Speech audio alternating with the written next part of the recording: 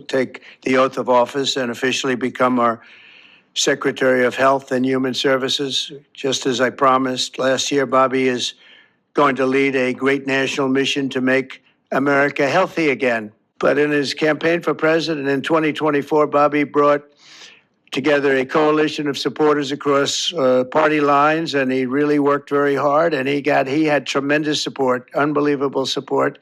And I think a lot of that support came my way when we decided to do a little merger. And it was really great. And it was very loyal, incredible people. They believe in him so strongly because he's a fierce advocate for the health of our children and for the values of free speech, democracy, and peace. He's been a friend of mine a long time. Bobby created a nationwide movement made up of millions and millions of mothers and fathers and young people and concerned citizens of every background who want to end and this horrible chronic disease crisis that exists in America.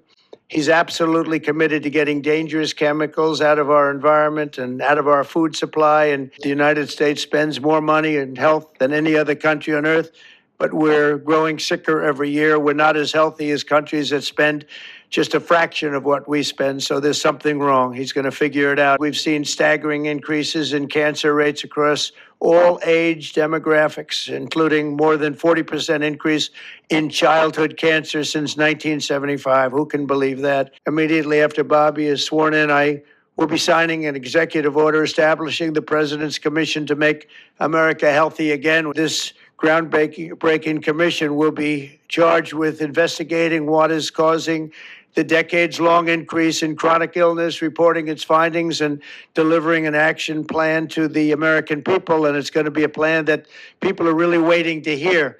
Thanking President Trump for giving me this extraordinary opportunity. My first time in this Oval Office was in 1961. I came here and I had a meeting with my uncle, who was president then, where we talked about the environment.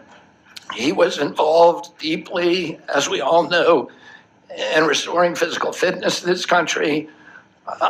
He challenged at one point during his administration. 20 years, I've gotten up every morning on my knees and prayed that God would put me in a position where I can end the childhood chronic disease epidemic in this country. On August 23rd of last year, God sent me President Trump.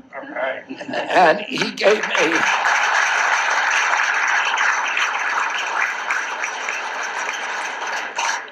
he's now given me, he's kept every promise that he's made to me. He's kept his word in every account and gone way beyond it. I'm so grateful to him, and I've told you before, I genuinely believe that you are a pivotal historical figure, that you are going to transform this country at a time when we see all of the indicia of democracy now in tatters in our country. President Trump has promised to restore the American dream in this country. A healthy person has 1,000 dreams. A sick person only has one. 60% of our population has only one dream, that they get better. We need a man on a white horse now.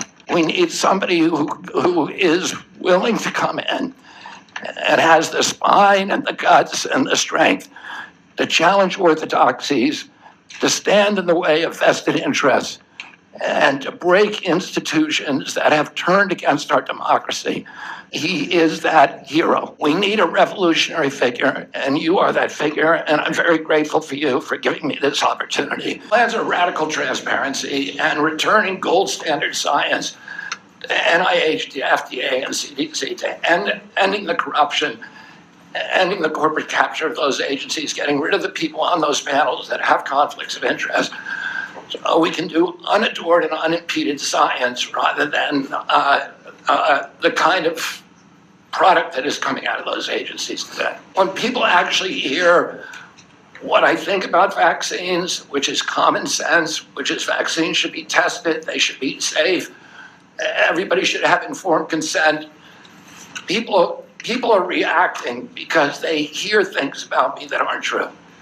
They hear characterizations of things that I've said that are simply not true. When they hear what I have to say actually about vaccines, everybody supports it.